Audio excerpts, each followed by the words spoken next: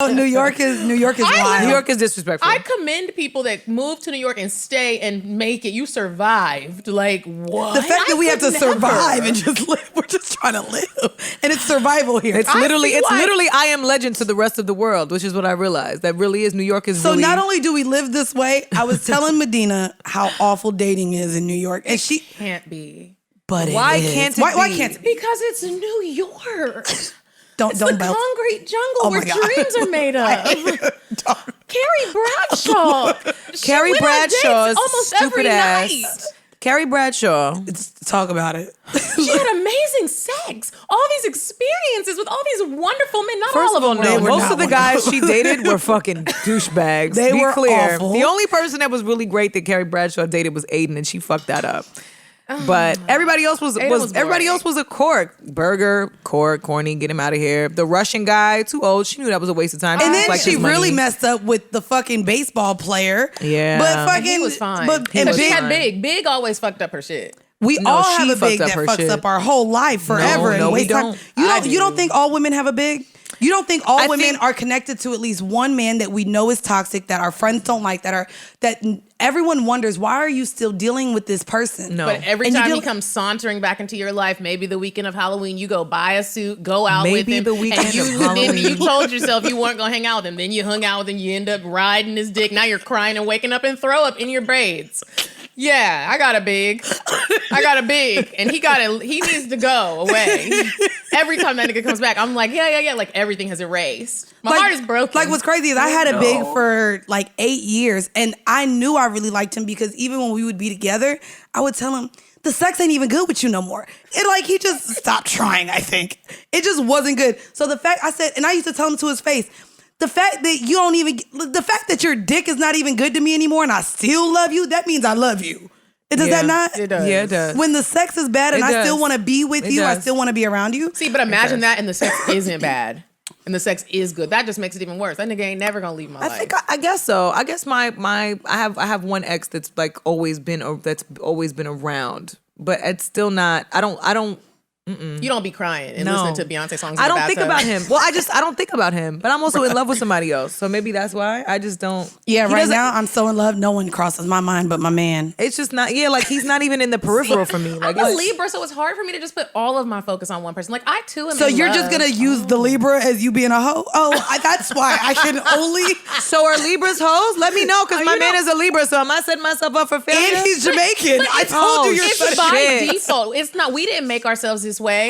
The stars and moons did? Yeah. You know who you sound like? Kevin Samuels. Now let me stop. I did actually. If high value. High value. So listen, I know y'all seen the picture of the toxic Mighty Rangers together. And I actually did want to kind of talk about it. We didn't get Kevin Samuels on the pod, but the network did. So y'all could go listen to that nigga with the other nigga on the network. But I wanted to talk about this because if we're talking about the bigs, we're talking about dating, we're talking about you needing multiple men all the time in your holes. Because you're on another level. But I wanted to know, could we have that conversation minus? I know a lot of you guys may know who this Kevin Samuels guy is. He talks to a lot of women regarding their value, their dating style, their status, maybe why they're not married. And his main thing right now is discussing the modern woman and a high value man. Mm-hmm. And he believes that maybe the modern woman is set up to not be able to have a high value man because of the independence, because of just everything. Mm-hmm. I wanted to ask y'all, what is a high value man to y'all when you hear him discuss a high value man? Well, something that's not high value is him being in a cashmere turtleneck and the women he interviews got their bonnets on. That's not high value. That's not high value to me. That doesn't sit well with me. I feel like he has to request it because everyone always has this black type. No makeup. He says you can't come on with makeup. This is giving me the helmet of salvation moment, and I'm not here for it. I'm turned off thoroughly by that. I think we have to redefine value. I think we have to redefine what high value actually means, because I think women are valued differently now, and they're expected to adhere to other standards now that were not the same. So it's like this a saying, a meme that I kept seeing on Instagram and on Twitter for a while was, black women can't be your shield and your target.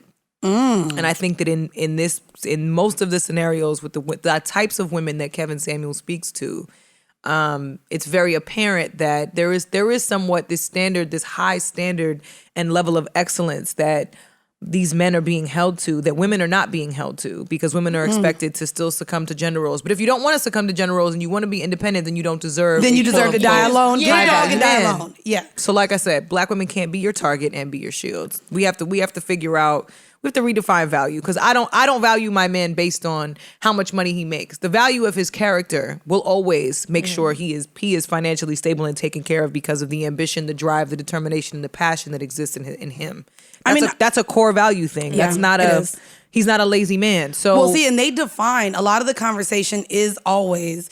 Because even, we've talked about our man has to make X amount of dollars or whatever. Yes. Now, here's the thing. When it comes to men with money, and y'all let me know your experience, I have dealt with the 7, 8, 6-figure nigga. Like, that's my But type. were they spending it on you? 'Cause sometimes- Actually, a lot of them were. Actually. Bitch. I'm like, from Andy, yes. Yeah. Actually, Bills were paid, tuition was on Bills, time. tuition was covered. Like, Mandy, yes. this MacBook, thank you. This was bought for me. But going to the definition of a high value man, a lot of times dealing with those men outside of their wallets, they didn't hold much value to me as far as intimacy was very far and in between. They're very selfish, I would say, in the time that they give and the time that they allow and what they want to do and how they give it to you and everything like that. I also feel like they are used to the world revolving around them. Absolutely. And so their level of communication is very stale.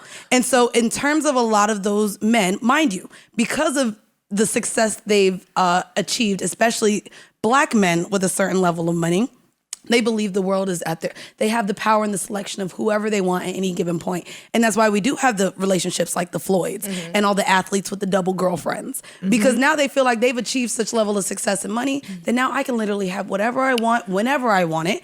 And so to be fair, the women that I know that actually date those high value men are unhappy and not fully fulfilled with what they want from a partner outside of maybe a lifestyle.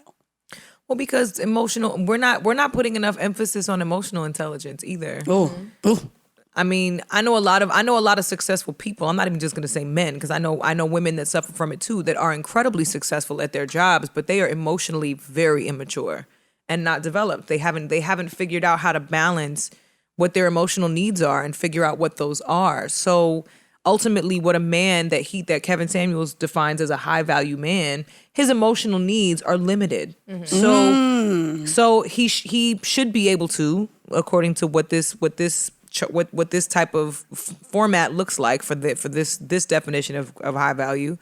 According to that format, a man who makes a certain amount of money, a man who's established like that, is not necessarily keen to having the same emotional needs that, say, a woman might have. Scream Man, is there a way you could find an excerpt or words on, oh, here we go. Pause it, and could you go through this countdown? So he's going through what a high value man is in one of his most recent videos.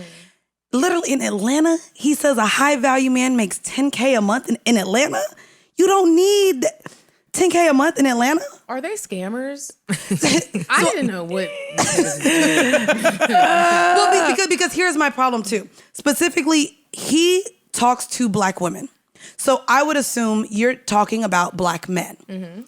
The reality of black men truly even making over 6 figures, the percentage is so very low of those black men. As a black woman, if you want a black man that does make a certain amount of money, I've talked about it before the pod. I'll be honest. Those men, then because of systemic oppression and what they view as, oh my God, I've made it, goes to the exotics and goes to the white women. They may not want a black woman. So when they're making this much money, it's really up to them. That's what, like, he I asks all the time. also don't think that's true. I know a lot. You don't of think black, that's true? No, I know a lot of black men that really love black women, they're successful, that want to be with successful black women. But are they with them? Well, I think that's why we have to redefine what value is, because you can find what airline is in Delta. You could find an engineer that works for Delta that lives in Atlanta that makes $120K a year, maybe more than that. You could find somebody that works for Boeing. You know what I'm saying? Like, right. It's not necessarily about the money. It's about the lifestyle. It's very different. I think we have to redefine and reconfigure how we explain what success for Black people looks like. It doesn't necessarily have to be an athlete. It doesn't have to be an actor or somebody that works in Hollywood or a rapper. No, there are so many tiers and levels of wealth and riches in other aspects, in other fields. Cardiology, you could find a cardiologist, but they're not going to be popping bottles with you at brunch. Where are they at? They're in surgery. Okay, well.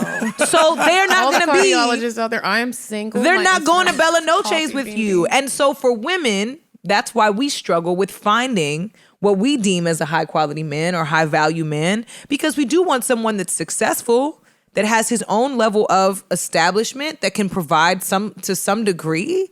Do you the believe lifestyle has to match? Okay, You're not going to find somebody. One of my best friends is married to an RN.